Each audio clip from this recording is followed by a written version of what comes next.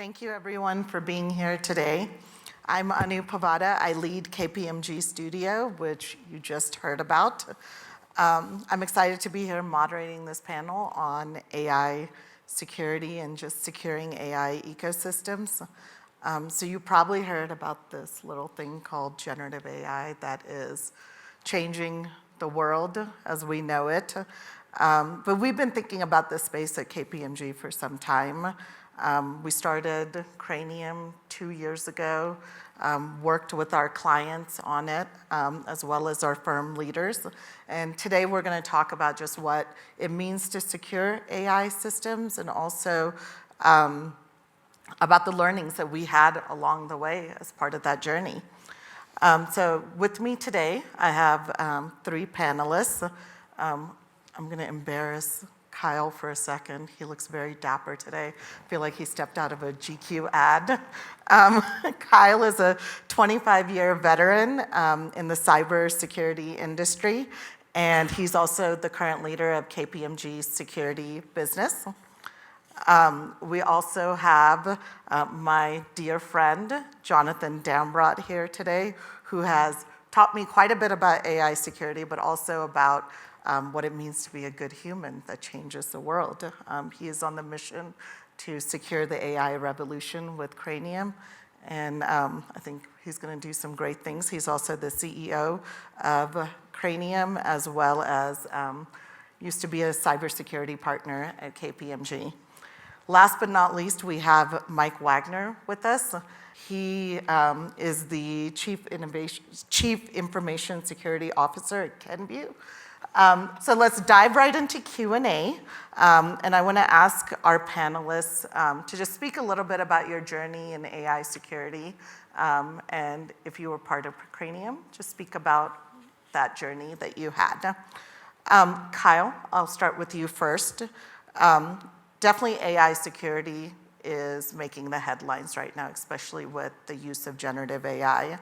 But it feels very new to a lot of people. When did KPMG start focusing on and investing in AI security? Yeah, that's a great question. I mean, anytime there's a new technology that comes onto the scene, our cybersecurity business at KPMG, we're of course looking into the potential impacts that those technologies might have on our clients, because inevitably the bad guys are going to try to use those technologies for their own personal gain, whether that's financial gain, whether that's nation states trying to cause disruption or harm, or even preparing for potential future cyber warfare. So when this AI technology, as we just heard from the previous panelists, I mean, AI's been around for a long time, right?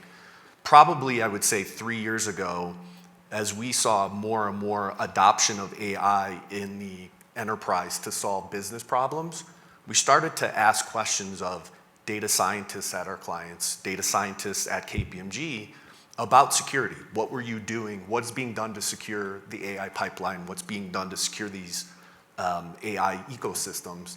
And the answers we got back were frankly not very good. We were getting a lot of kind of people looking back at us like, what are you asking, right?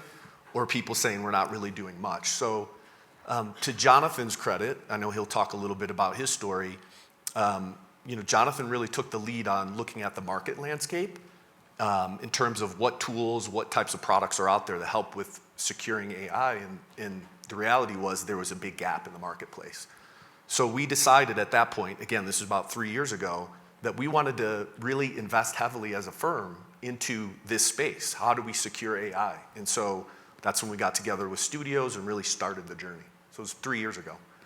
The one thing I like to say now looking back, of course, we'd like to say that Jonathan and myself and the rest of the team, that we knew generative AI was going to come onto the scene, things like ChatGPT were going to explode. We of course didn't know that 3 years ago, but here we are today, 3 years later. We've spun out Cranium, a very successful business now for us, and it was right at the time when ChatGPT came on the scene, right? So we have a fantastic company in Cranium. We've got great solutions and services to really help our clients with this security journey around AI. Yeah, I agree. Timing is definitely everything. But also having the right partners is very important. Mike has been with us and the journey of creating Cranium, and it's partners like you that really help us innovate and make sure that we're making products that are important, right, to the world.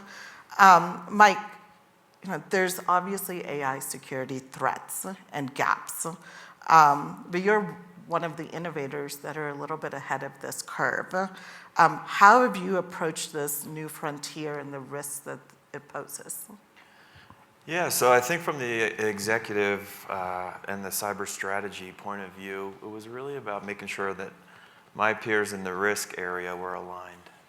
We needed to align our legal department, our digital, our supply chain leaders, our data scientists. And one of the first steps we did were coming together to form a policy. And what was our intent? What was our objective?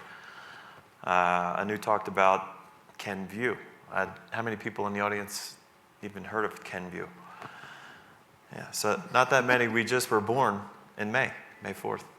So we spun out of J&J as their consumer products division, a small startup of about 15 billion in revenue. So we're unlocking growth with that move.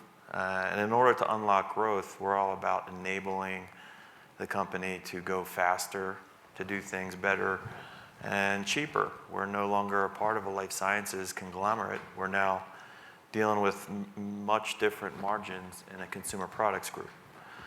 So Jonathan and I go back almost a decade. We've worked together in third-party risk solutions at 3 different companies now.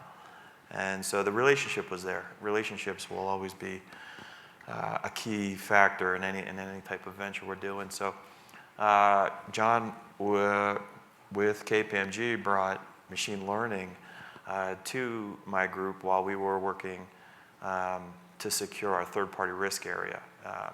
At a big company like Johnson & Johnson, we have 50,000 suppliers, and part of the risk due diligence is to make sure they're evaluated for business, for cyber threats, et cetera.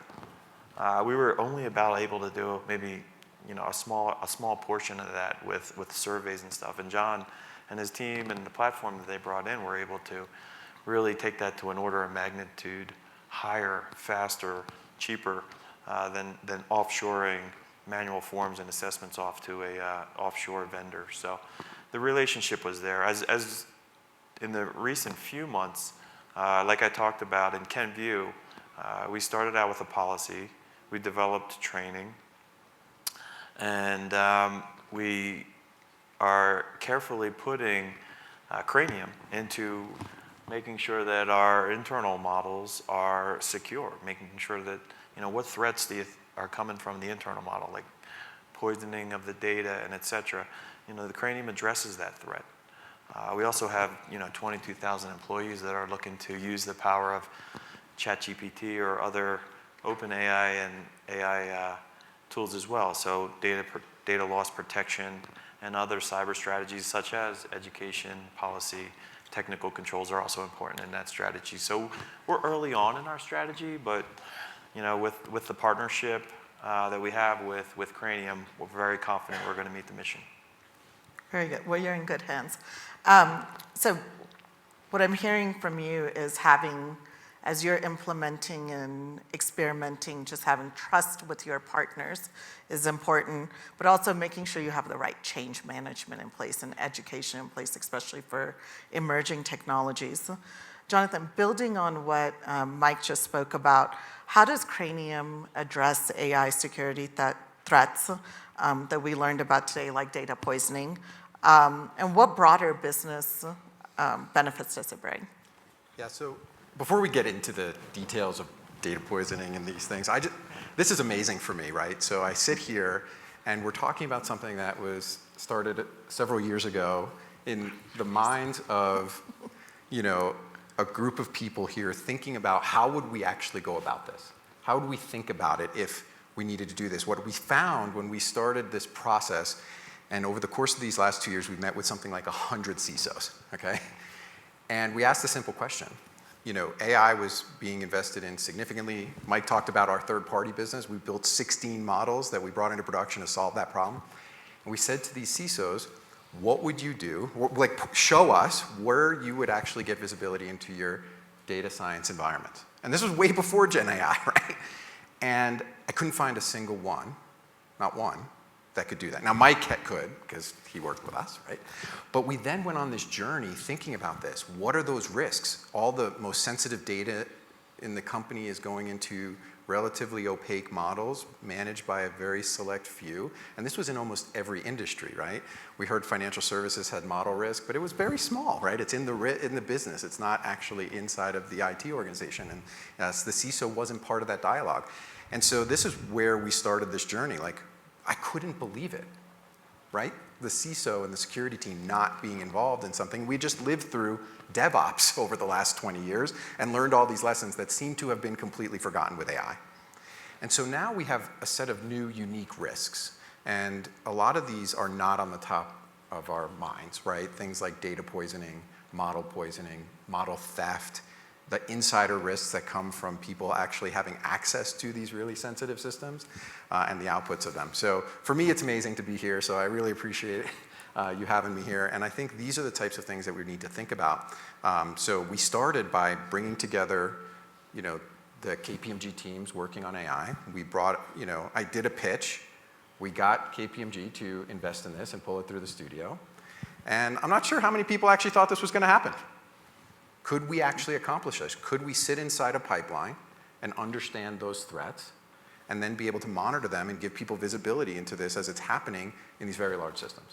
And so we were very fortunate to have partners like Mike giving us insights into how these things were happening. We built a great threat model with J&J and Kenvue, and then thinking about, okay, how do we build this in software? How do we take this through? And as Kyle talked about, we put a team of people around this to think about it in the second line. What are all the policies, procedures? What's that framework look like, which is a necessity? And then how do you think about it in the third line? How do you make this auditable? How do you think about those things? And that's what we pulled through Cranium in the first line as well. And so, yeah, these are the types of threats that people now need to think about. And I can tell you, since it's going so fast, and we've talked about the speed of this, we are involved in so many first conversations. Even today, the cybersecurity organizations, they just don't have the data science chops. They don't really understand what happens in these organizations. And so having a mechanism to give that visibility is really what we've been focused on. I'm going to be honest with you. I wasn't sure if it was going to make it through either. And I don't know if you've decided who I am on Shark Tank yet. Yeah, so it was like a very Shark Tank kind of thing when we pitched KPMG. And my first pitch deck, I'm going to actually have to publish these things at some point, was horrible. But I think it was a good enough. The firm gave me this money in 3 days and said, keep running third party and we want you to build this AI security practice and start running Cranium down. And it was great. I got to build the team and bring it together with you. And you put together a very disciplined process, right? We had to meet the security obligations of the firm, the software development standards. So meeting these, the risk management standards and doing that as we're building a platform. So we were really benefited from all that. Yeah, and part of that is also being agile, right? Yep. In a highly regulated business and building the product in a way that also meets the needs of the startup world outside. So Mike, I want to go back to you for a second. We talked earlier about being an innovator, and I think a lot about the innovation curve and where early adopters and early innovators fall, and you were part of that journey with us.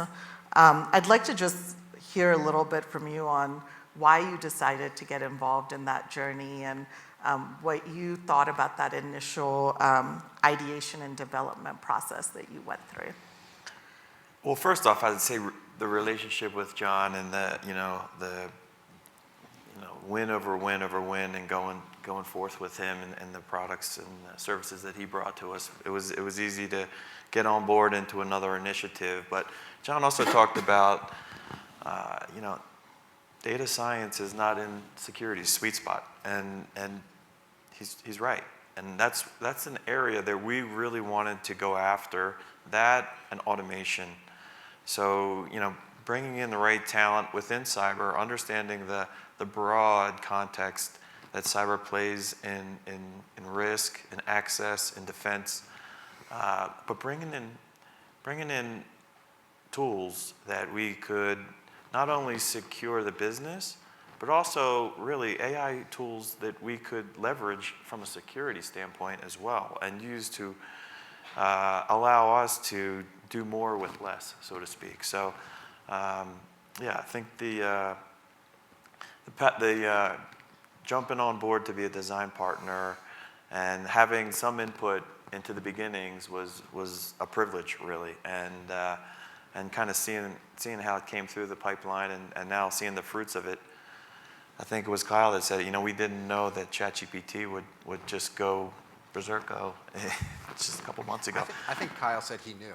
Yeah. Of course, of course. Kyle knew, yeah. So when we were sitting, when we were doing it for our spin and talking to senior leaders about enabling growth with AI, we were right there with, a security strategy in our back pocket and a great partner.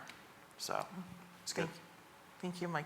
So I think that segues well into my next question. So during the process of building Cranium, obviously ChatGPT came out. And I just remember during the year and a half of building, we made so many pivots on Cranium.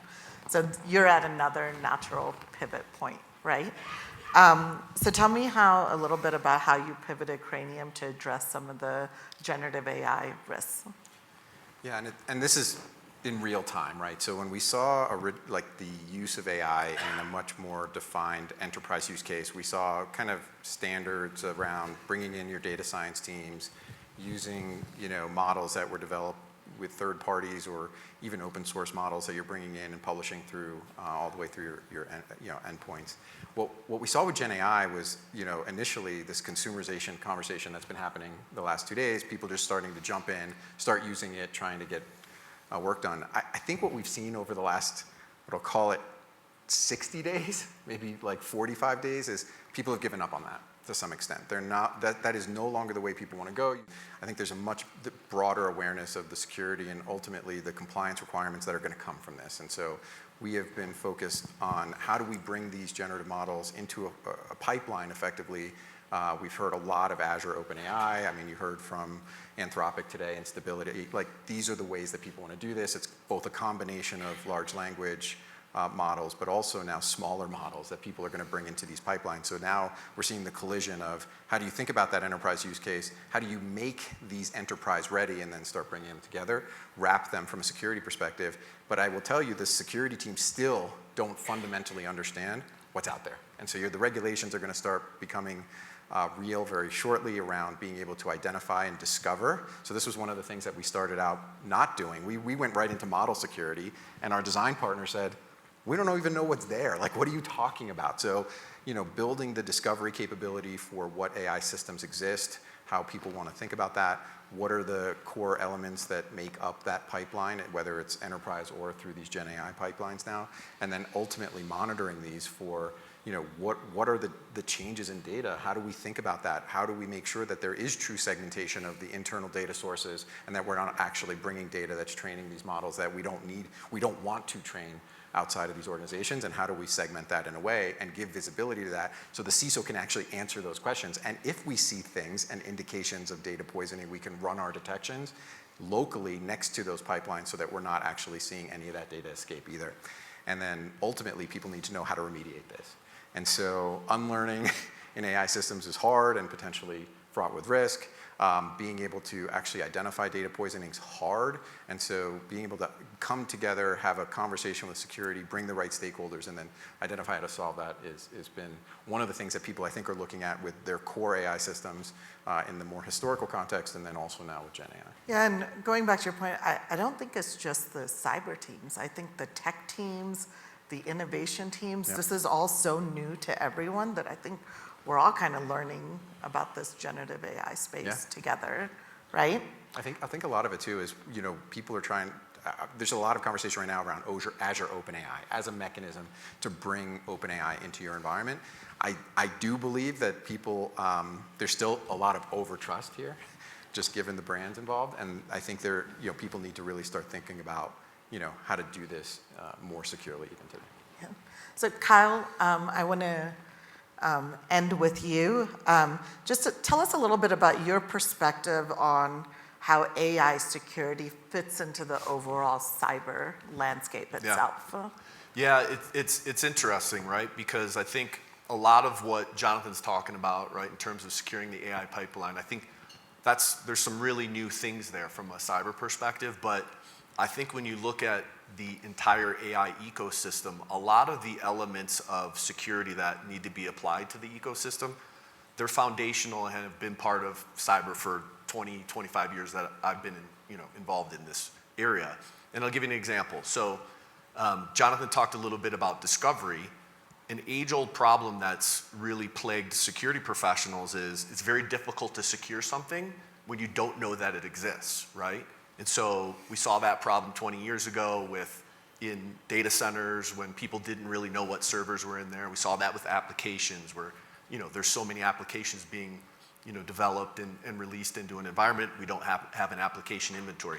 That same problem exists today when it comes to AI ecosystems. When we talk to our clients, that's one of the first questions we ask is, do you have this all-encompassing view of all of the different AI technologies, systems that you're leveraging, both internally as well as through third parties?